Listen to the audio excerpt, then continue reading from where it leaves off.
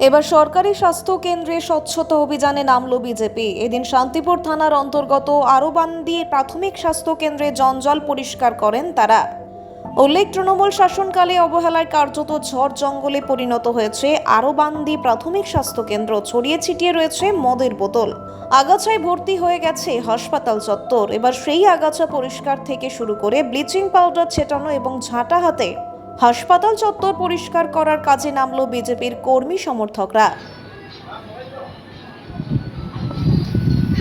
পশ্চিমবঙ্গ জুড়ে চলছে এই স্বচ্ছতা মিশন করতে এসে চাদরা প্রাথমিক স্বাস্থ্যকেন্দ্রে এসে আমরা যা দেখতে পেলাম, বিভৎস চেহারা। বাংলার স্বাস্থ্য ব্যবস্থা ভেঙে পড়েছে, আমরা বারবার বলেছি, তার একটা নমুনা।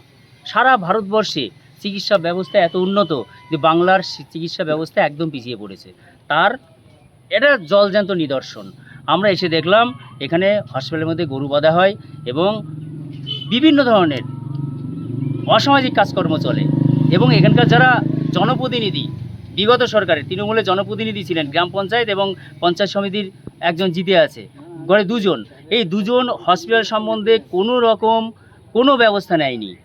আপনাদেরও তো জনপ্রতিনিধি ছিল, তারা কখনো প্রতিবাদ করেছে, জানিয়েছে কোনো জায়গায়? তাদের বলার জায়গা আমাদের যে পরিস্থিতি, সেই পরিস্থিতি আমরা বিগত দিনে অনেক আন্দোলন করেছি, সেই আন্দোলনের মধ্যে দিয়ে ওরা কোনো কথা কর্ণপাত করেনি। গায়ের জোরে যা কিছু করার, দেখুন কাঠ ফেলে।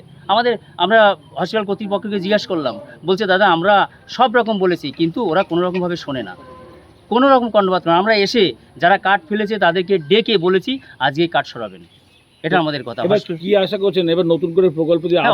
অবশ্যই আমরা চাই এলাকার মানুষ এই আরবান্দি 1 এবং আরবান্দি 2 এর অনেকটা অংশ এই হসপিটালের পরিষেবা পাক।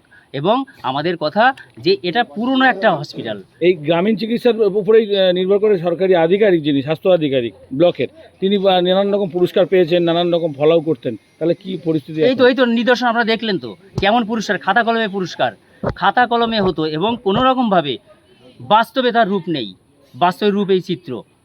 আমরা এসে যারা গরু বাঁধত, যারা কাঠ ফেলতো, তাদের বাড়িতে গিয়ে অনুরোধ করেছি যে আপনারা এটা করবেন। এটা তো হলোই, আর নেশাজাত বেশ কিছু দ্রব্য দেখা গেছে এখানে। হ্যাঁ, আমরা এসে দেখতে পেলাম যে অনেক কিছু অবৈধ জিনিসপত্র দেখতে পেলাম, নেশার জিনিসপত্র।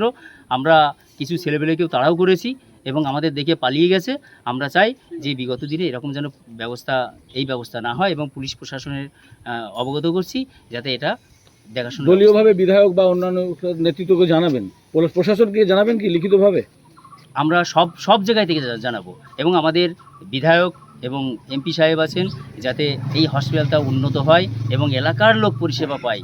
এর আগে কোনো সরকার করেনি, আমরা এটা করব। এটা তো অনেকটা জায়গা, কতটুকু জায়গা? এটা অনেকটা জায়গা, আমরা দেখতে পেলাম যে অনেকটা জায়গা।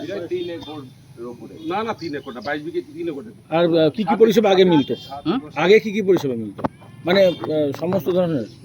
না, অনেক আগে সব ছিল, কিন্তু এখন সব বন্ধ হয়ে গেছে। ডেলিভারি থেকে শুরু করে এবং এখানে নার্স ছিল, ওয়ার্ড ছিল, সবই দেখতে পাচ্ছি, কিন্তু সব বন্ধ হয়ে গেছে, সব পরিষেবা এখন বন্ধ।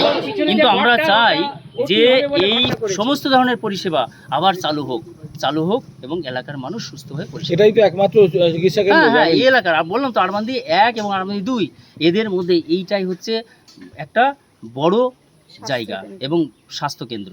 এই স্বাস্থ্যকেন্দ্রে যদি সবাই আসে তাহলে সবাই উপকৃত হবে। আপনার নাম? আমার নাম বিজয় কুমার মণ্ডল, 87 রানাঘাট উত্তর পশ্চিম মণ্ডল ওয়ার্ডের মণ্ডল সভাপতি।